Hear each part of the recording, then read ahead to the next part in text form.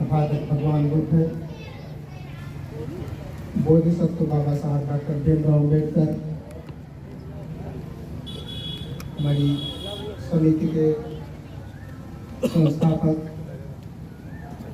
दिवंगत पूज्य त्रिपाठी जी,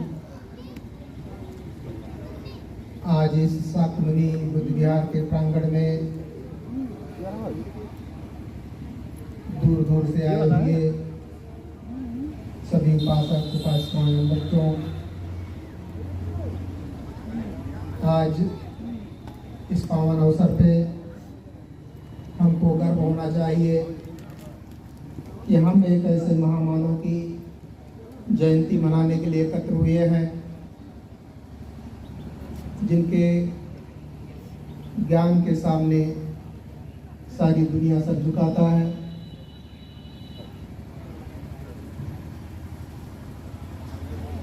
जितने भी लोग यहाँ पर आए हुए हैं, सामान्य तौर पे सबको पता है कि बाबा साहब का जन्म 14 अप्रैल को था। क्योंकि एक ही दिन संस्था की कार्यवाही हर जगह नहीं हो सकती, इस नाते अलग अलग दिनों में या पूरा अप्रैल मास बाबा साहब की जयंती जगह जगह मनाई जाती है। 14 अप्रैल के दिन भी इस स्थान पे गांव-गांव से लोग जुलूस लेकर के आए थे, काफ़ी भीड़ हुई थी। इस नाते जो लोग 14 अप्रैल को आ गए थे वो आज नहीं आए हैं, तो आज हमारी संख्या कम दिखाई दे रही है।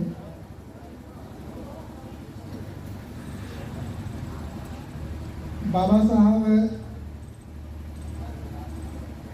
की जयंती मनाने का मुख्य उद्देश्य है कि उनके द्वारा किए गए त्याग, बलिदान, सामाजिक कार्य, देश के हित में किया गया कार्य, समाज के हित में किया गया कार्य तो हम याद करें और उनके कार्यों से हम प्रेरणा लें, उनको आदर्श के रूप में स्थापित करें और उनके जैसा बनने का प्रयास करें। खुद नहीं बन सकते तो अपनी आने वाली पीढ़ी को प्रेरणा दें कि बाबा साहब हमारे आदर्श पुरुष हैं। उन्होंने समाज के उत्थान के लिए अपना पूरा जीवन लगा दिया, तो हमको भी जितना हो सकता है, जितना हमारे अंदर क्षमता है, जितनी हमारी शारीरिक शक्ति है, आर्थिक शक्ति है, जितनी हमारे अंदर बुद्धिमत्ता है, उसका प्रयोग करके हम अपने समाज के उत्थान के लिए कार्य करें, अपनी पीढ़ी का विकास करें, जिससे हमारा जो अस्तित्व है वो समाज में दिखाई दे। बाबा साहब बहुमुखी प्रतिभा के धनी थे। बहुमुखी का मतलब कि उनके अंदर इतना ज्ञान था कि जिस तरफ से भी हम चाहें उस तरफ से ही हम आदर्श के रूप में ले सकते हैं। वो एक प्रखर छात्र थे, कुशाग्र बुद्धि के थे, अर्थशास्त्र के प्रोफेसर थे, कानून के मर्मज्ञ थे, एक कुशल राजनीतिज्ञ थे। तो इन तमाम विधाओं के होते हुए भी हमारे देश के लोग तत्कालीन समय में उनको पहचान नहीं पाए। उनका जो आदर सम्मान होना चाहिए था उनके ज़माने में नहीं हुआ। दर दर की उनको ठोकरें खाने पड़ी, रक्त के आंसू उनको रोना पड़ा। उन्होंने ये तय किया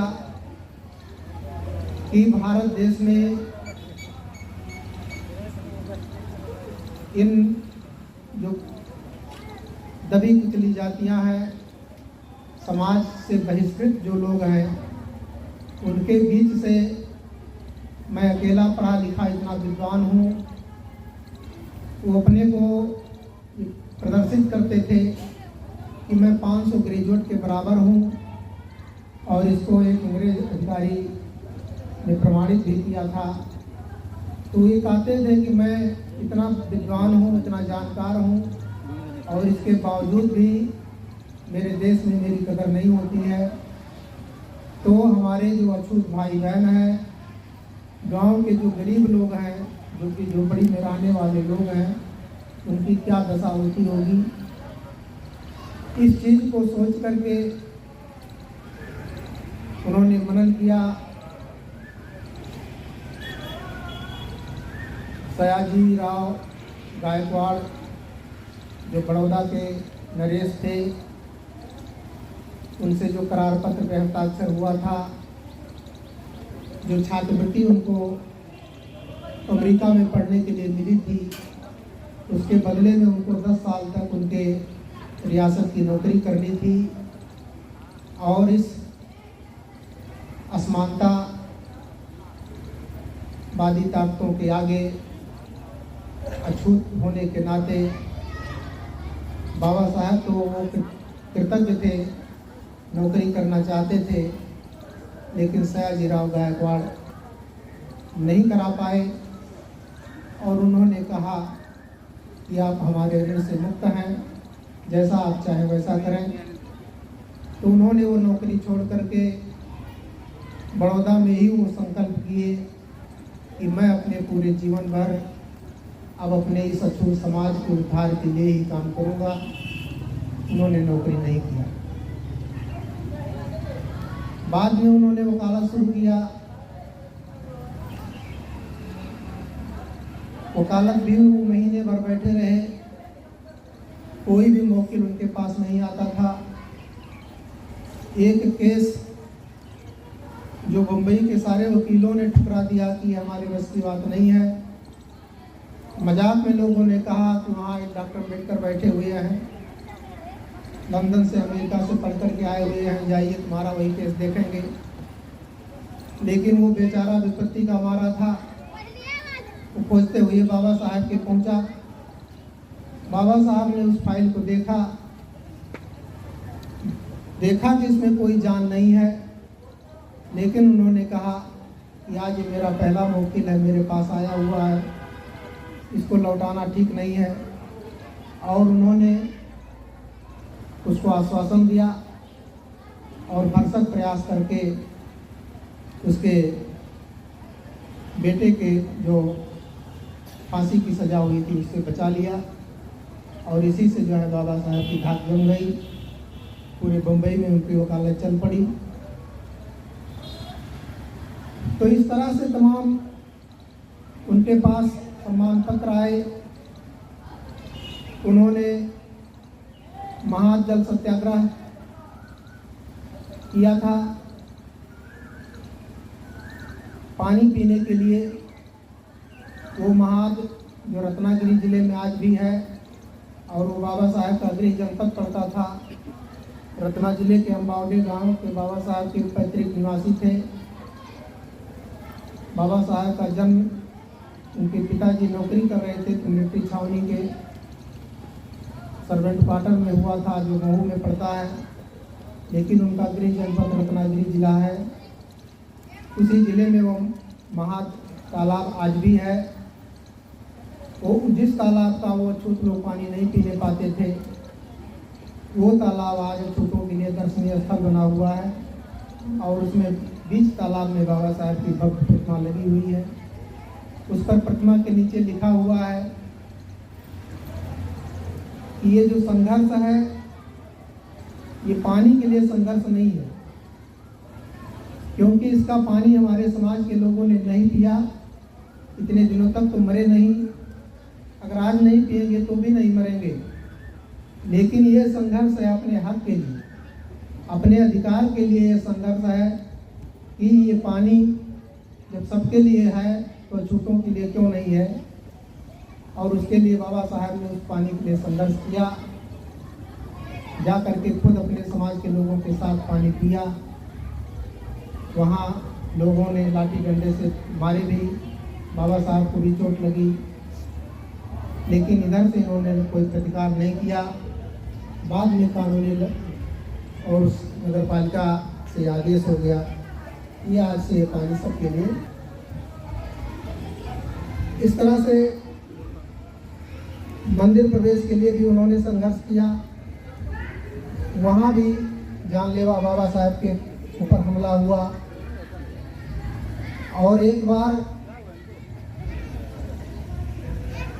औरंगाबाद में देवगिरी है, देवगिरी जो पुराने समय के यादों की राजधानी रही है, उसमें दौलताबाद का किला है।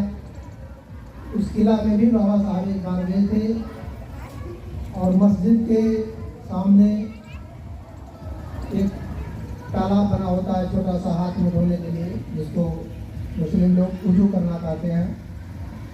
इसमें बाबा साहब हुए लोगों ने पानी छू दिया था और वहाँ भी लोगों ने लाठी डंडा लेकर के जानलेवा हमला किए थे।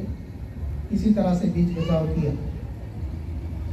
तो बाबा साहब ने ये कहा कि जो इस देश के हिंदू और मुस्लिम जो दो शासक वर्ग हैं, अछूतों के साथ जैसा व्यवहार हिंदू करता है वैसा ही व्यवहार मुस्लिम भी करता है।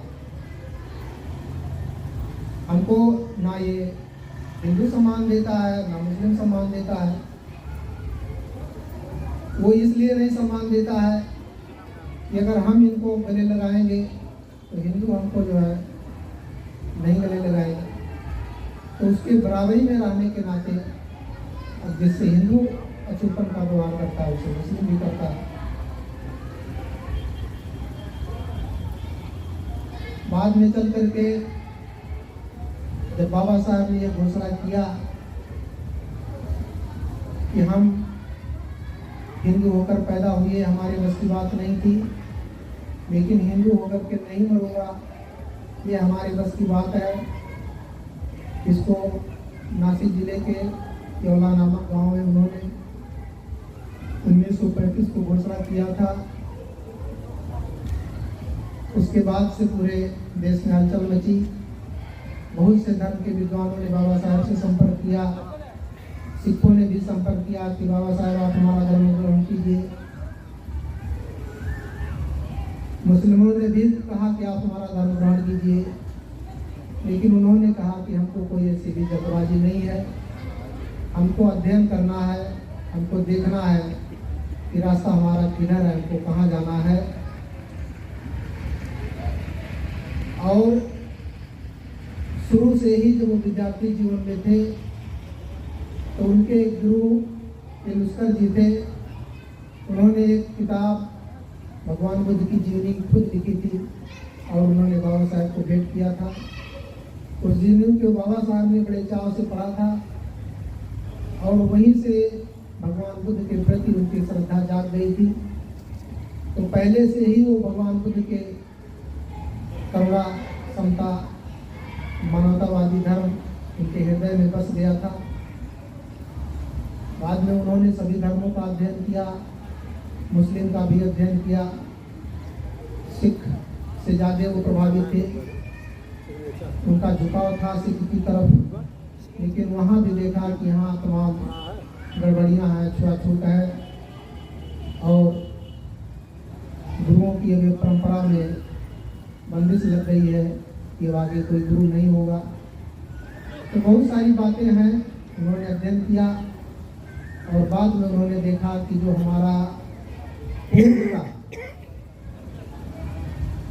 विलुप्त हुआ जो धर्म है, बौद्ध धर्म, जब तक बौद्ध धर्म देश में था तब तक इस देश के लोग सुख शांति से, संयम से जीवन व्यतीत करते थे। बहुत ही अच्छा उस समय का वातावरण रहा। जब से वो खत्म हो गया, बीच में खत्म क्यों हो गया, उसके लिए बाबा साहब ने,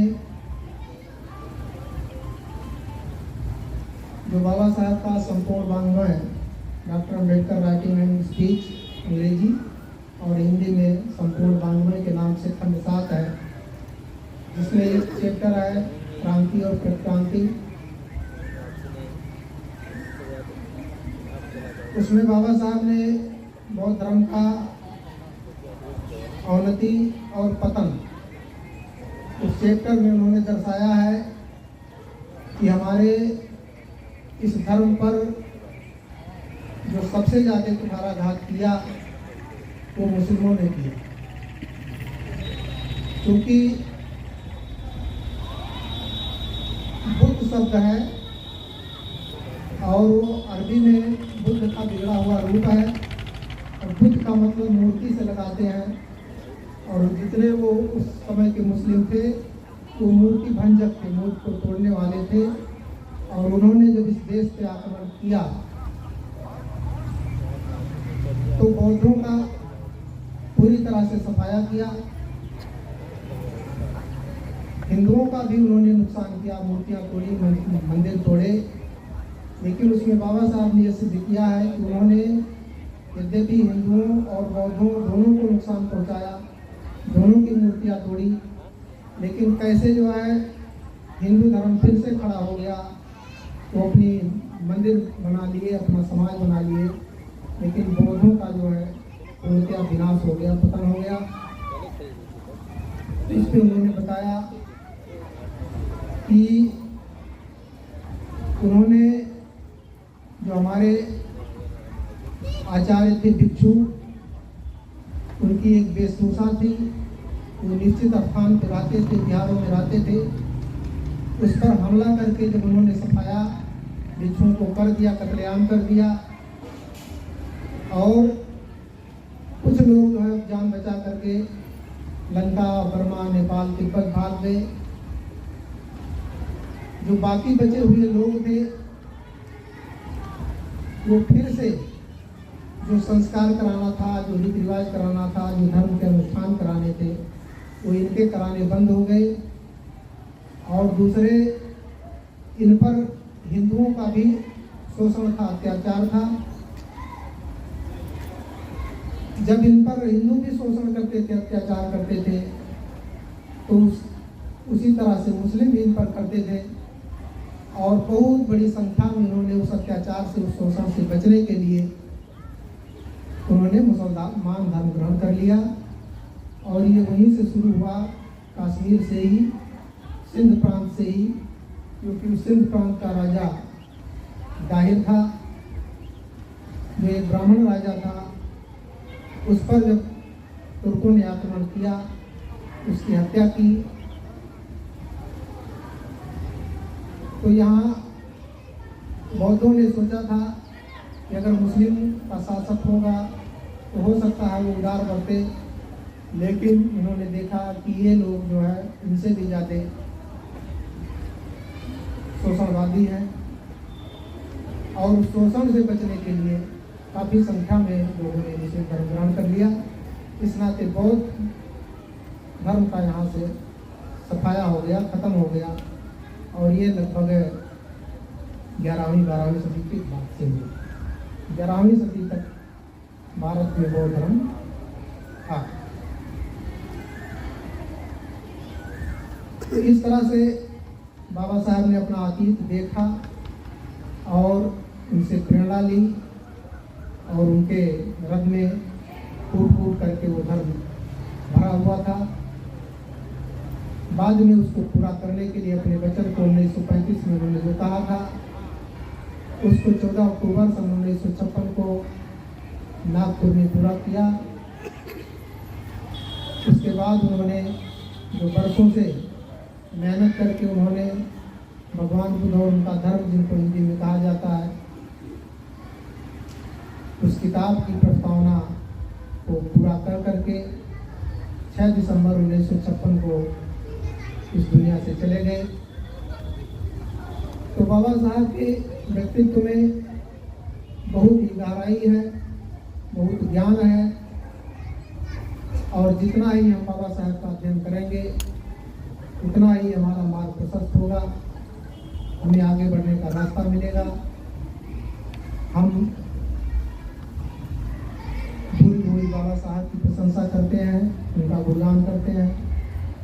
और आज इस बाबा साहब की जयंती में आए हुए सभी उपासक उपासिकाओं को हम अपनी संस्था की तरफ से आप सबको हार्दिक अभिनंदन करते हैं, साधुवाद देते हैं, धन्यवाद देते हैं। इसी के साथ अपनी बात समाप्त करते हैं। नमो बुद्धाय।